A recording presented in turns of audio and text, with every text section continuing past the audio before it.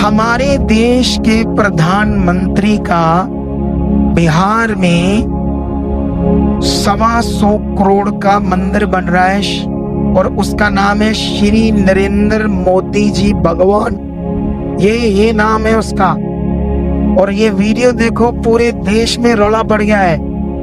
एक नया भगवान, एक मनुष्य, एक पॉलिटिकल बंदा जो एक समय में अपने मुंह से कितनी गंदी बातें भी करता था दूसरी पार्टी के लिए, अब वो एक भगवान बना दिया है अंधभक्तों ने। सोच कर देखो, अंधभक्त तो नहीं कहेंगे, इसके पीछे का लॉजिक तो हमें सिर्फ पता है ऐसी चीजें क्यों होती है। सोच कर देखो, एक पॉलिटिकल बंदा कैसे, इंसान भी ठीक तरह से नहीं होता वो। सोचो, क्योंकि एक अच्छा इंसान के अंदर अच्छे गुण होते हैं, लेकिन वो तो भगवान बना दिया। और देखना, रो रो के लोग पूजा कर रहे हैं और एक मंदिर जाप भी बन गया उसके ऊपर। और जो पंडित उसकी बहुत ज्यादा, वो क्या कर रहे थे, उसका प्रचार कर रहा है, उसने एक मंदिर बनाया, कहता 3 दिन जपो, चौथे दिन आपकी गवाही बन जाएगी। वो भी कह रहे गवाही बन जाएगी। सोच कर देखो क्या शैतान इस दुनिया में करने वाला है। तो इसका मतलब कितना सीरियस विषय यहाँ पर परमेश्वर के साथ रिश्ता। जो बाइबल में लिखा वो सब कुछ पृथ्वी पर क्या हो रहा है, पूरा हो रहा है। कल जिन लोगों में के साथ बैठा था उसमें एक बहन थी और उसकी एक लड़की यहाँ से प्रार्थना कराकर फौरन गई और मैंने उससे कहा तू क्यों नहीं इधर बनी रही, कहती मम्मी गुस्से होती, इधर नहीं जाना। तो मैंने कहा ये मम्मी सिर्फ इधर से ही गुस्से होगी, किसी और रास्ते से गुस्से नहीं होगी। अगर तू जिसको आपके घर में धार्मिकता होती है ना, तो उसको छोड़कर 20 जगहों पर चले जाइए, तुम्हें कुछ नहीं कहेगी, सिर्फ ये यही से बोलेगी। सोचो क्यों, यही तो सच्चाई समझनी है। क्योंकि शैतान को सच्चाई से प्रॉब्लम है।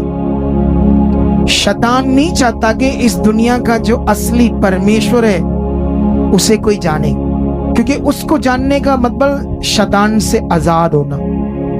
जब तक तुम्हारे जीवन में प्रभु यीशु मसीह की सच्चाई या तुम नहीं जान पाओगे कि यीशु मसीह कौन है, तुम अच्छे से ये बात नहीं समझ पाओगे, तब तक तुम आजाद नहीं होंगे, ना अपने पाप से, ना दुष्ट की गुलामी से नहीं आजाद होगे, ना अपने पाप से, ना दुष्ट की गुलामी से, जब तक आप यीशु को जानकर उसे ग्रहण नहीं करोगे।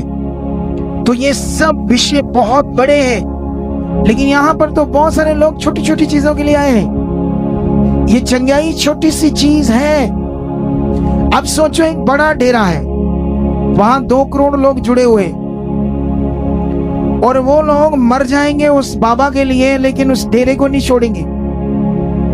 और बाबा कोई मिलता नहीं, कोई चंगाई नहीं करता, कोई प्रार्थना नहीं करता, कोई उसके पास पावर नहीं, कोई सामर्थ नहीं, कोई किसी का भला नहीं। ऊपर से उसका प्रचार भी क्या है, बच्चा तुम्हारे कर्म है, किस्मत है, दुख भोगने पड़ेंगे, ये भोगने पड़ेंगे, ये लिखे हुए कर्म है, इस जन्म में आप भोग लो, उसका सिमरन करो, अगला जन्म अच्छा होगा। ये बाबा का ज्ञान है। और सोच कर देखो, वहां अगले अपनी जान तक दे देंगे, सोना चढ़ा देंगे, जमीनें दे देंगे, घर दे देंगे।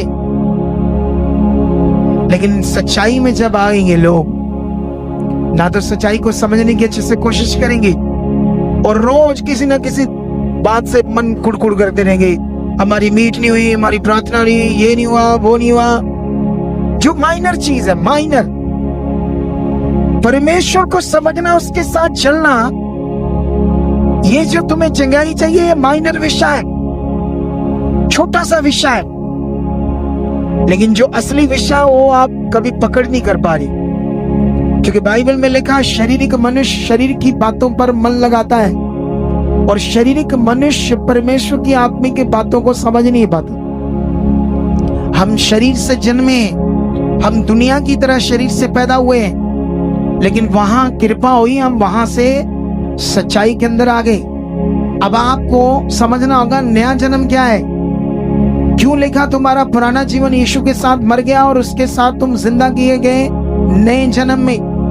अगर तुम्हें ये बातें पता ही नहीं, नया जन्म क्या है, मैं क्या यीशु के साथ मर गया, ये बातें तुम्हें एबीसी भी नहीं पता, अगर तो तुम्हारा विश्वास क्या है, तुम्हारी समझ क्या है? इसीलिए तुम फंसे हो हालात में। कुछ लोग हालात में फंसने का कारण दुनिया के सामने इस सच्चाई को प्रकट करने का दिल विश्वास नहीं है।